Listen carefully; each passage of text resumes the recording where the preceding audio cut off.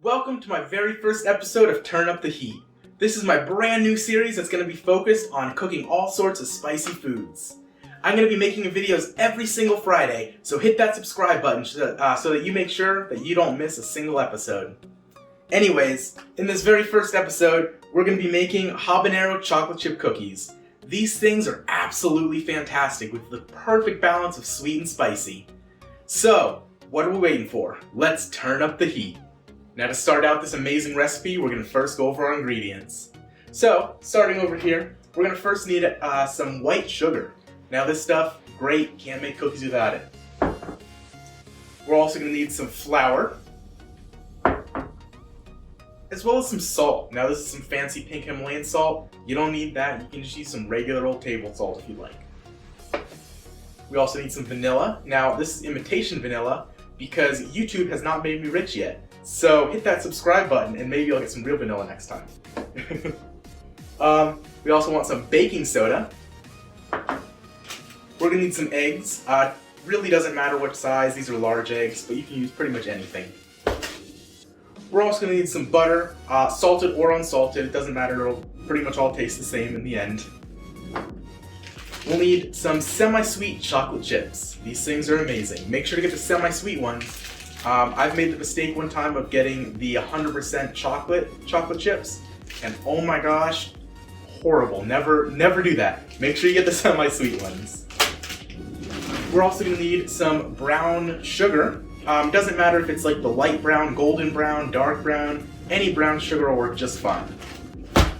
And finally, we're going to need some habaneros. Now, I'm using only 5 habaneros here. You can use more or less depending on how spicy you want these cookies to be. And if for some reason you don't have access to habaneros, you can use pretty much any pepper you want. I prefer to stick with the fruitier ones since it's kind of like a spicy and sweet combination. But even a jalapeno will work in a pinch. Now before we get too far into this recipe, we're going to preheat our oven. So we're going to set this thing to 375 degrees. Perfect, just like that. Alright, now let's get back to the baking. Now with mixing our first ingredients, we're going to start out by putting 2.5 cups of flour into a bowl. Now, when measuring out flour, you want to make sure to spoon the flour into the measuring cup and make sure not to pack it. If you pack it, you can actually get way too much flour and that will ruin your recipe. So again, just very, very carefully spoon your flour into the bowl.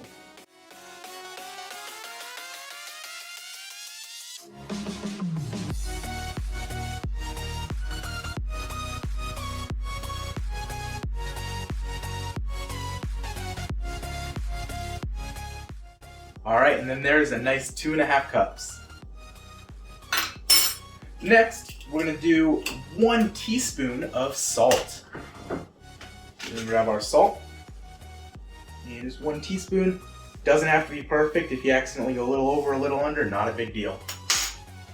Alright, and then next, we're going to do 1 teaspoon of our baking soda. So after you've added your baking powder, you're going to take a fork and just kind of carefully stir that together. Basically, you're just trying to evenly distribute everything in here. Perfect, just like that. Next, we need to get some softened butter. So you're going to want to use 2 sticks of butter, which is approximately 1 cup. Now there's 2 ways that you can soften it. You can either leave it out at room temperature, and that'll basically soften it over the course of a couple hours.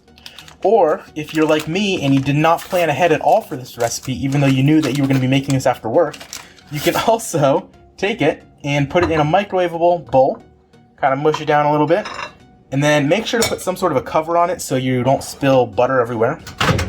And we're just going to basically pop this thing in that microwave for about 30 seconds. Next, you're going to want to grab a large mixing bowl. Now, if you don't have a fancy mixer like this, no problem, you can just mix it by hand. So you're going to want to start by taking your 2 softened sticks of butter and putting them into there. Okay. Next, we're going to need to do 2/3 cup sugar. So, got how much? Alright, we got 1/3, and then we got 2/3. Alright, we're going to close that sucker back on up there. if I can get it. There we go. All All right, and we're also gonna need 2/3 cup of brown sugar. Now, remember with the flour, how I was telling you not to pack it down? Brown sugar is actually gonna be the opposite. So brown sugar, you're gonna wanna pack it really tight into that measuring cup in order to get a good measurement. So we're gonna get a good old scoop there. I kinda like to pack it down with my hand, but you can also take a spoon and just kinda really pack it down into that cup. A little over, but that's all right. A little more sugar never hurts anybody.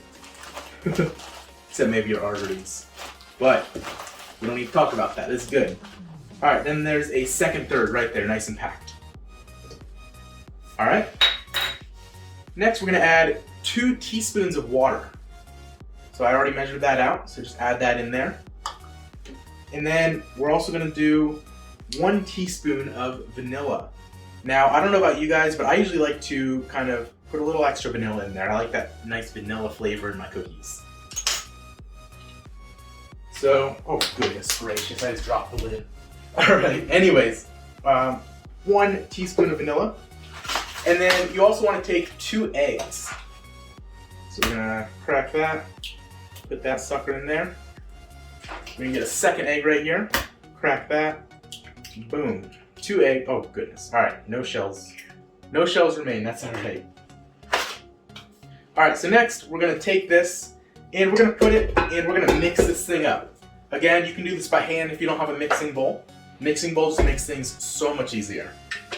So mix this up until it becomes a nice, kind of like a creamy color. As you mix, it should look something like that. This still needs to be mixed a little bit longer. All right, now that that's been mixing for a minute, that looks just about perfect. So after this has been all turned into a nice kind of cream consistency, what we're gonna do is we're gonna slowly add this flour mixture that we made earlier into here. And as we do it, we're just gonna add a little bit at a time and kind of mix it in between. And we're just gonna slowly mix this whole thing until it's one nice kind of like a cookie dough, I guess. So we're gonna turn this back on to mix. And I'm gonna slowly add just a little bit at a time. Careful not to spill. I might grab a spoon to make this a little bit easier. Alright, I got a spoon. It's definitely gonna be a bit easier to pour in here now without making a mess. I say as I make a mess. Oh goodness, I'm spilling. Alright, so that's going in. Again, add a little bit at a time, let it mix. Once it becomes nice and mixed, you can go ahead, add a little bit more.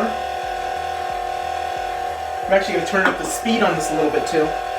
And you basically want to keep slowly adding it until that whole flour mixture is gone. If you're mixing it by hand, it'll take a little bit longer, but these machines do it pretty quickly. And just like that, all of our flour has been added. Now, after all of that stuff has been mixed in, you should have a nice cookie dough-like consistency similar to what I'm seeing here. Alright, next we're going to need to cut up all of our habaneros or other pepper that you're using. So, cutting these up is pretty easy. Make sure to wear gloves when you're cutting these. If you get this pepper oil on your hands, it won't come off. I don't care how many times you wash it, it's not going to come off for days. So, that can be a huge issue if you touch your face or go to the bathroom. You get the picture. So, make sure to wear gloves. Now, cutting these is super easy. Just cut the top off.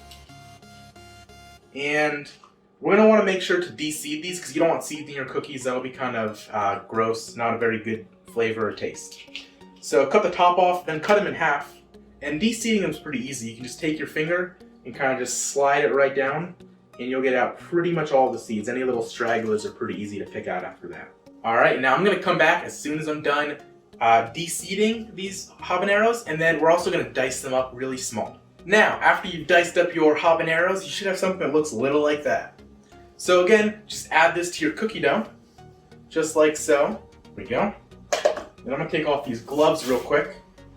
Now that I'm done, mostly done dealing with these peppers. And then also you're going to want 2 cups of chocolate chips. And add those to the dough as well. Alright, so add that whole thing, all 2 cups worth. Alright, and then again, mix this up until everything looks nice and even. Once you're done mixing your dough, it should look a little bit like this. Honestly, this kind of reminds me of the, like the chocolate M&M cookie dough. But I guarantee it ain't gonna taste like that. Alright, now what you're gonna do, take a nice baking sheet, put a layer of parchment paper over the top of it, And then you're gonna take this nice looking dough right here, and you're gonna take it and form it into nice little 1-inch little dough balls. Just like so. And basically kind of line your cookie sheet with them, making sure to leave about an inch or so in between cookies. I guess maybe like 1 to 2 inches. Just so that they don't merge together when you heat them all up. So I ended up actually using both of my cookie sheets that I have and completely filling them up. And I still have quite a bit of dough left over, so I think I'm gonna have to make this in 2 batches. But that's alright, these look just about perfect. Now with our oven set at 375 degrees, we're gonna put these guys in for about 8 to 10 minutes. There goes the first tray. Oh, I'm gonna even that out a little bit. Alright, there's the first tray. And there goes the second tray. So again, leave those in for 8 to 10 minutes. Thank you guys so much for checking out this video. And like I said, I'm posting these videos every single Friday. So make sure to tune in next week for more.